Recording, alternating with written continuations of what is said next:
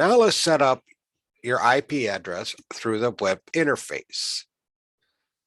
In the previous area, I have mentioned looking up your IP address through command prompt.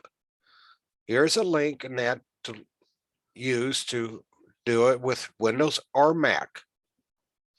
Let's go ahead and open up our web interface area.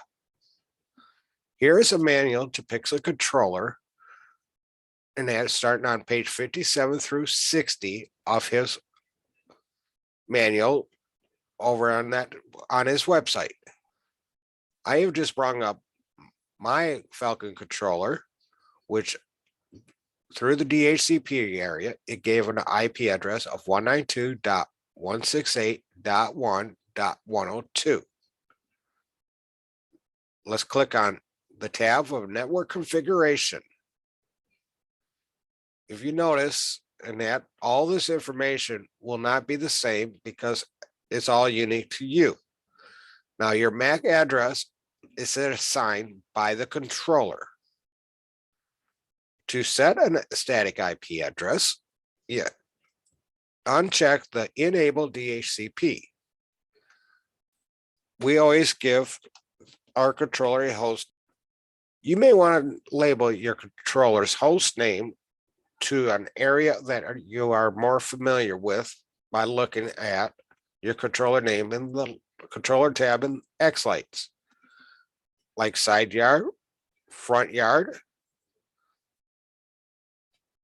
porch, or etc. This will help you when you're in Xlights to determine which controller you are working with and assign your props accordingly to that controller. I have chosen to use the 192.168.1.103 for mine. Yours will be different. Later, you may want to use the upper half of the limits of 200 and above, because most routers will assign a DHCP address of between 100 and 200. You would have to check your router to find out where it's set at. This is my gateway to my router. This is only used to get outside on the internet.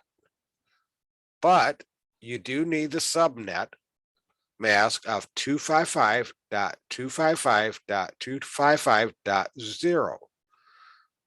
This is a very unique area, and we are not 100% sure on all the configurations of how to set this up, but this is the normal that we use, and it works the best. Then you would turn around and hit save and reboot. When your controller reboots and that on your OLED, it should say the IP address that you have given here. Thank you for watching, and more will be coming up later.